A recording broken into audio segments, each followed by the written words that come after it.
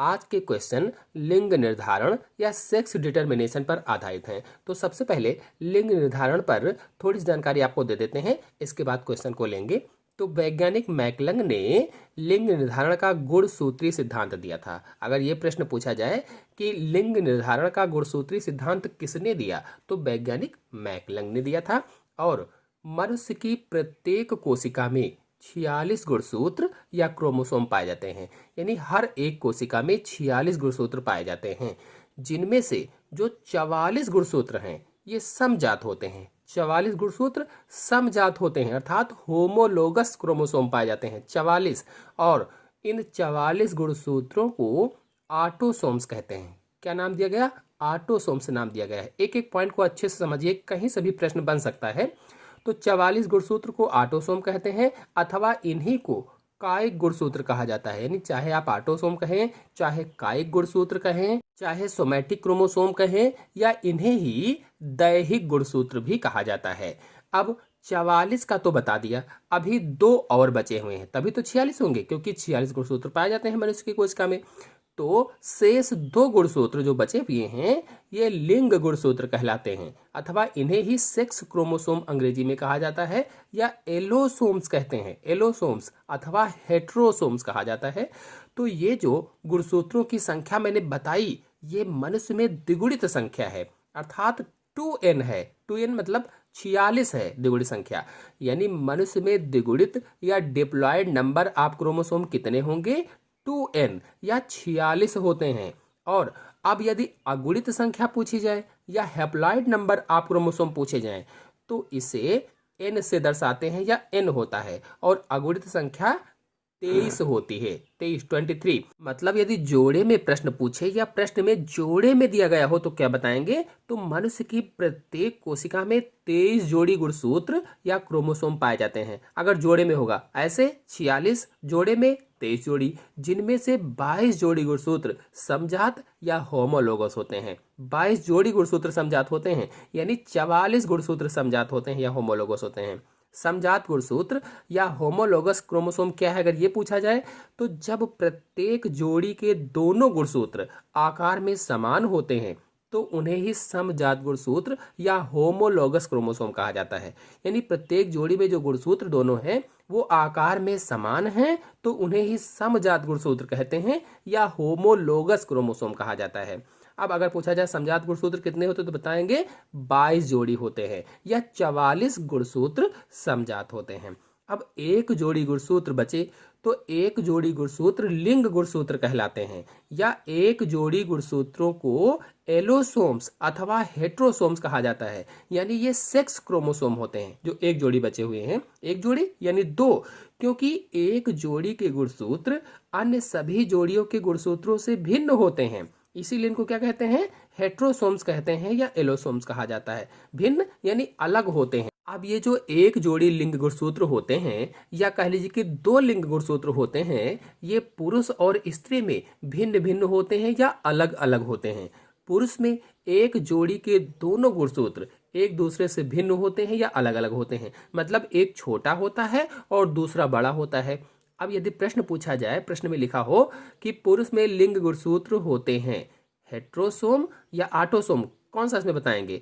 तो क्या बताएंगे? बताएंगे हेट्रोसोम होते हैं या एलोसोम होते हैं। और जो बड़ा वाला गुणसूत्र होता है उसे एक्स कहा जाता है, और छोटे वाले को वाई गुणसूत्र कहा जाता है। बड़े वाले को एक्स, छोटे वाले को वाई। जबकि स्त्री जो होती है, स्त्री में एक जोड़ी के दोनों गुणसूत्र या लिंग गुणसूत्र एक जैसे होते हैं, समान होते हैं, इसीलिए इन्हें समजात या होमोलोगस क्रोमोसोम कहा जाता है। इस प्रकार से पुरुष में लिंग गुणसूत्र हेट्रोसोम या असमजात होते हैं, तथा स्त्री में लिंग गुणसूत्र होमोलोगस या समजात होते हैं। तो इस तरह से हम कह सकते हैं कि पुरुषों में XY तथा स्त्रियों में XX लिंग गुणसूत्र होते हैं। यानी पुरुषों में गुणसूत्र कितने होंगे? 44 प्लस XY, 44 ऑटोसोम और 2 लिंग गुणसूत्र XY वाले। और स्त्रियों में गुणसूत्र कितने होंगे? 44 प्लस XX, जो 44 है ये ऑटोसोम, और 2 जो लिंग गुणसूत्र हैं XX अगर इसी को जोड़े में लिखकर ऑप्शन में पूछा जाए तो कितना बताएंगे? पुरुष में 22 जोड़े प्लस एक्स वाई और स्त्री में 22 जोड़े प्लस एक्स एक्स। तो पुरुष में जनन कोशिकाएं जो होती हैं वृषण में स्पर्म या शुक्राणुओं का निर्माण करती हैं। वृषण के अंदर जनन कोशिकाएं स्पर्म या शुक्राणुओं का निर्माण करती हैं और अर्धसूत्री विभाजन या मियोसिस डिवीजन के द्वारा एक जनन कोशिका से 4 शुक्राणुओं का निर्माण होता है। एक जनन, ध्यान देंगे हर एक पॉइंट पर प्रश्न बन सकता है। एक जनन कोशिका से 4 शुक्राणुओं का निर्माण होता है, जिसमें से 2 शुक्राणुओं में 22 प्लस एक्स बराबर 23 गुणसूत्र और अन्य 2 में 22 प्लस वाई यानी 23 गुणसूत्र होते हैं। कहने का मतलब ये हुआ कि पुरुषों में बनने वाले सभी शुक्राणुओं में 50% मादा तथा 50% नर शुक्राणुओं का निर्माण होता है। जितने भी शुक्राणु बनते हैं लाखों की संख्या में, उसमें से 50% नर और 50% मादा शुक्राणुओं का निर्माण होता है। और निषेचन के टाइम इन्हीं 2 प्रकार के शुक्राणुओं में से जब एक्स शुक्राणु अंडे को निषेचित करता है तो लड़की उत्पन्न होती है, और जब वाई शुक्राणु अंडे को निषेचित करता है तो लड़का उत्पन्न होता है। चलिए इस पर प्रश्न देख लेते हैं। मनुष्य में लिंग गुणसूत्र होते हैं एक्स वाई, एक्स एक्स, ए तथा बी दोनों, उपर्युक्त में से कोई नहीं। प्रश्न पूछा गया है पीजीटी 2011 में ये कि मनुष्य में लिंग गुणसूत्र होते हैं। ध्यान से प्रश्न को समझना है। मनुष्य में लिंग गुणसूत्र होते हैं पूछा गया है, और मनुष्य में स्त्री और पुरुष दोनों आते हैं, इसलिए पुरुष में एक्स वाई और स्त्री में एक्स एक्स गुणसूत्र पाए जाएंगे। कहने का मतलब ये है कि इसमें पहला और दूसरा दोनों ऑप्शन सही होंगे। इसका मतलब क्या हुआ कि सी वाला ऑप्शन सही होगा। मनुष्य यानी स्त्री और पुरुष दोनों हो जाएंगे। नेक्स्ट क्वेश्चन है, मनुष्य में शिशु लिंग निर्धारण निर्भर करता है। मनुष्य में शिशु लिंग निर्धारण निर्भर करता है किस पर? पीजीटी 2011 में क्वेश्चन पूछा गया था। इसका आंसर होगा डी, शुक्राणुओं के प्रकार पर। शुक्राणु किस प्रकार का होता है इस पर निर्भर करता है। कहने का मतलब ये हुआ कि मनुष्य में शिशु लिंग निर्धारण शुक्राणु के प्रकार पर निर्भर करेगा। ऐसे तो मैंने बताया था कि 2 प्रकार के पुरुष में शुक्राणु पाए जाते हैं, एक्स और वाई। अगर एक्स शुक्राणु अंडे को निषेचित करता है तो लड़की उत्पन्न होगी, और अगर वाई शुक्राणु अंडे को निषेचित करता है तो लड़का उत्पन्न होगा। इस तरह से यानी लिंग का निर्धारण निर्भर करता है। इसलिए यहाँ पर कहा गया है आंसर इसमें शुक्राणु किस प्रकार का है इस पर निर्भर करता है। नेक्स्ट क्वेश्चन है, त्रिक एक सूत्री के लिए गुणसूत्र होते हैं। त्रिक एक सूत्री के लिए गुणसूत्र कैसे होंगे? 4 ऑप्शन दिए गए हैं। इसका आंसर सही होगा पहला 2n -1 -1 -1। कहने का मतलब ये हुआ कि जब द्विगुणित अवस्था में उपस्थित कुल गुणसूत्रों में से, यानी द्विगुणित अवस्था है और उसमें कुल गुणसूत्रों में से किसी एक जोड़े से एक गुणसूत्र कम हो जाए, कोई एक जोड़े से एक गुणसूत्र कम हो जाता है तो यह एक सूत्री कहलाता है।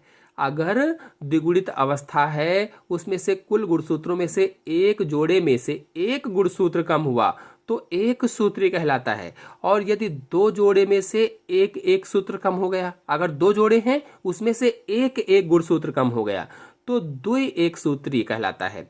और अगर 3 जोड़े में से एक एक गुणसूत्र कम हो जाए 3 जोड़े में से, तो उसे त्रिक एक सूत्री कहा जाता है।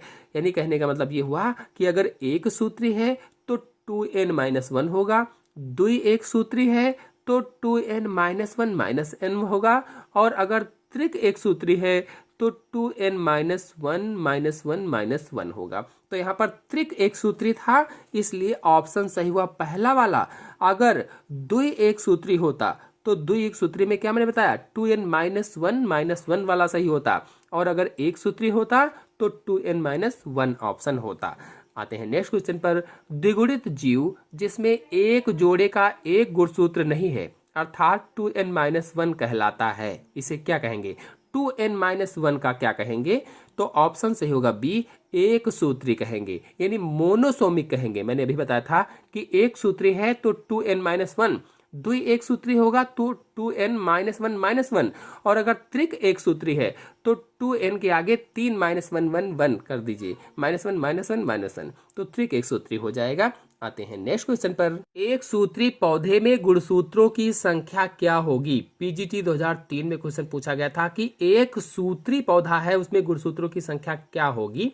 आंसर सही होगा बी। एक सूत्र में मैंने बताया था 2n-1 होता है। एक सूत्रता यानी मोनोसोमी वह दशा होती है जब किसी एक गुणसूत्र सेट से एक गुणसूत्र की कमी हो जाती है तो एन्यूप्लॉयडी गुणसूत्र उत्परिवर्तन होता है और एक सूत्री जीव का विकास युग्मक निर्माण या गैमीट फॉर्मेशन के समय होने वाले अर्धसूत्री विभाजन में नॉन डिसजंक्शन के कारण होता है। नॉन डिसजंक्शन के कारण। नेक्स्ट क्वेश्चन है, ड्रोसोफिला में लिंग निर्धारण निर्भर करता है। ड्रोसोफिला इसमें लिंग निर्धारण किस पर निर्भर करता है? 4 ऑप्शन दिए गए हैं। टीजीटी 2009 में क्वेश्चन पूछा गया था, इसका आंसर होगा डी।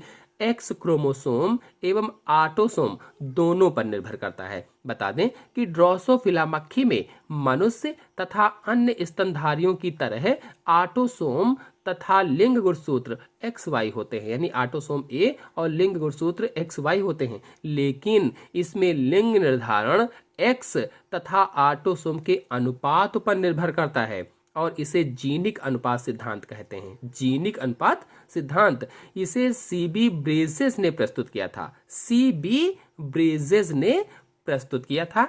नेक्स्ट क्वेश्चन है, अधिकांश कीटों में लिंग निर्धारण का प्रकार है। टीजीटी 2011 में क्वेश्चन पूछा गया था, इसका आंसर सही होगा डी, उपरोक्त सभी। आप लोगों को बता दें कि स्तनियों में, अधिकांश कीटों में, उभयचरों में तथा कुछ मछलियों के गुणसूत्रों में बिल्कुल वैसा ही लिंग भेद होता है जैसा कि मनुष्य में होता है। कहने का मतलब यह हुआ कि नर में XY तथा मादा में XX लिंग गुणसूत्र पाए जाते हैं। इसके विपरीत जो पक्षी होते हैं, सरीसृप होते हैं, पतंगे, तितलियां आदि होते हैं, इनमें बिल्कुल उल्टा होता है। कहने का मतलब है कि इसमें नर में लिंग गुणसूत्र समान यानी ZZ, लेकिन मादा में असमान यानी ZW होते हैं और कुछ कीटों में यही लिंग भेद नर तथा मादा में लिंग गुणसूत्रों में से एक अनुपस्थित से होता है। कहने का मतलब है कि यदि मादा XX है तो नर केवल X अर्थात X0 होगा। अतः कीटों के लिंग निर्धारण के संदर्भ में ये सभी विकल्प सही होंगे। नेक्स्ट क्वेश्चन पर आते हैं, गुणसूत्रों का चित्रात्मक प्रदर्शन कहलाता है। चित्रों के रूप में प्रदर्शन करना क्या कहलाता है? आंसर सही होगा इसमें बी, इडियोग्राम कहलाता है। इडियोग्राम। आपको बता दें कि एक कोशिका या जीव के सभी गुणसूत्रों की जो बाह्य संरचना होती है, बाह्य संरचना का संपूर्ण विवरण कैरियोटाइप कहलाता है। यानी जो एक कोशिका है या जीव है उसके सभी गुणसूत्र होते हैं, सभी गुणसूत्रों की जो बाह्य संरचना है उसका संपूर्ण विवरण कैरियोटाइप कहलाता है और इसके अंतर्गत उनकी संख्या, आकार, माप आदि सभी के विवरण होते हैं। जबकि किसी गुणसूत्र का आरेखीय निरूपण इडियोग्राम कहलाता है। नेक्स्ट क्वेश्चन है, कैरियोटाइप दर्शाता है। कैरियोटाइप क्या दर्शाता है? अभी मैंने आपको बताया था।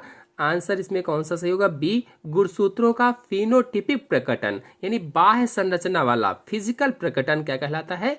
कैरियोटाइप कहलाता है। क्योंकि मैंने बताया कि एक कोशिका है या कोई जीव है उसके सभी गुणसूत्रों की जो बाह्य संरचना होती है उसका संपूर्ण विवरण ही कैरियोटाइप कहलाता है। इसलिए इसमें ऑप्शन गुणसूत्र का फिनोटिपिक प्रदर्शन वाला सही होगा। नेक्स्ट क्वेश्चन है, गुणसूत्र पर जीन के अनुक्रम को निर्धारण करने की प्रक्रिया कहलाती है। गुणसूत्र पर जो जीन का अनुक्रम होता है उसको निर्धारण करने की प्रक्रिया को क्या कहा जाता है? आंसर सही होगा इसमें सी, गुणसूत्र मानचित्रण कहा जाता है, क्रोमोसोमल मैपिंग कहा जाता है। नेक्स्ट क्वेश्चन है, गुणसूत्रों का कैरियोटाइप किस अवस्था में तैयार किया जाता है? गुणसूत्रों का कैरियोटाइप किस अवस्था में तैयार करते हैं? टीजीटी 2011 में क्वेश्चन पूछा गया था, इसका आंसर होगा बी, मेटाफेज अवस्था में तैयार किया जाता है। बता दें कि गुणसूत्रों का कैरियोटाइप मेटाफेज अवस्था में तैयार करते हैं और कैरियोटाइप या केंद्रक प्रकार सामान्यतः गुणसूत्रों की पंक्तिबद्ध व्यवस्था के रूप में होता है, लाइन के रूप में होता है, जिसके सेंट्रोमियर के छोर संरेखित होते हैं और ये सबसे लंबे से सबसे छोटे गुणसूत्रों के संख्या के क्रम में होते हैं। पहले लंबा, फिर उससे छोटा, उससे छोटा, फिर सबसे छोटा, इस क्रम में होते हैं।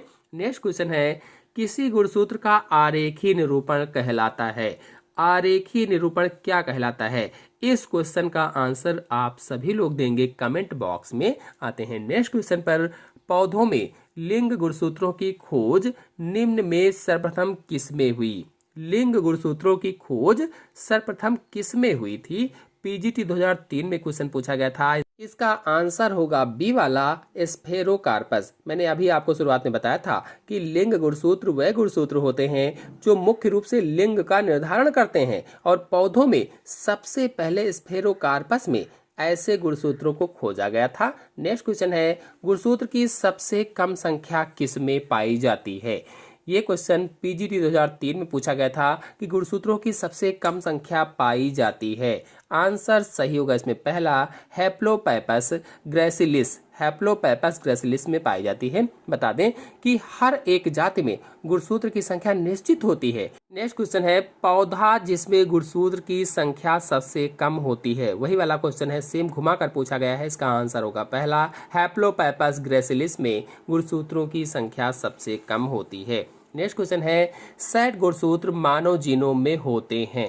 पीजीटी 2011 में क्वेश्चन पूछा गया था। इसका आंसर होगा बी, 13, 14, 15, 21 और 22 60 गुणसूत्र मानव जीनोम में होते हैं। ऐसे गुणसूत्र जिनमें प्राथमिक संकीर्णन के अतिरिक्त द्वितीयक संकीर्णन होता है 60 गुणसूत्र कहलाते हैं। या कह लीजिए कि सेंट्रोमेयर के अतिरिक्त सैटेलाइट होता है, उसे 60 गुणसूत्र कहा जाता है। नेक्स्ट क्वेश्चन है, क्रोमोसोम के टूटे हुए सिरे उसी प्रकार व्यवहार करते हैं जैसा कि ये चिपचिपे या स्टिकी होते हैं निम्न प्रक्रिया में। आंसर सही होगा इसमें पहला, ट्रांसलोकेशन की प्रक्रिया में। बता दें कि ट्रांसलोकेशन एक प्रकार का अंतर गुणसूत्रीय उत्परिवर्तन है।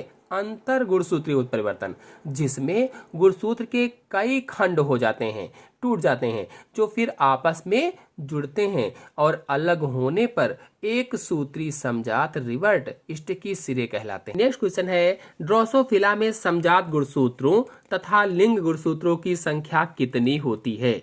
ड्रोसोफिला में पूछा गया है, समजात गुणसूत्रों और लिंग गुणसूत्रों की संख्या कितनी होती है? 4 ऑप्शन दिए गए हैं। इसमें से ऑप्शन सही होगा बी वाला, 3 जोड़ी समजात गुणसूत्र होते हैं और 1 जोड़ी लिंग गुणसूत्र होते हैं। किसमें? ड्रोसोफिला में। यानी ड्रोसोफिला मिलेनोगास्टर में 4 जोड़ी गुणसूत्र पाए जाते हैं, जिसमें से 3 जोड़ी समजात गुणसूत्र होते हैं और 1 जोड़ी लिंग गुणसूत्र पाया जाता है। मनुष्य के समान, यानी मनुष्य में नर में XY तथा मादा में X लिंग गुणसूत्र होते हैं। मैंने भी आपको बताया भी था। आशा है आप सभी लोगों को सभी क्वेश्चन अच्छे से समझ में आए होंगे। तो आज के अंक में इतना ही। अगले अंक की जानकारी के लिए मेरे चैनल को सब्सक्राइब कर लीजिए और साथ में बेल आइकन को भी प्रेस कर लीजिए, ताकि आने वाले अगले वीडियो की नोटिफिकेशन भी, उसकी जानकारी भी आपको सबसे पहले प्राप्त हो जाए। धन्यवाद।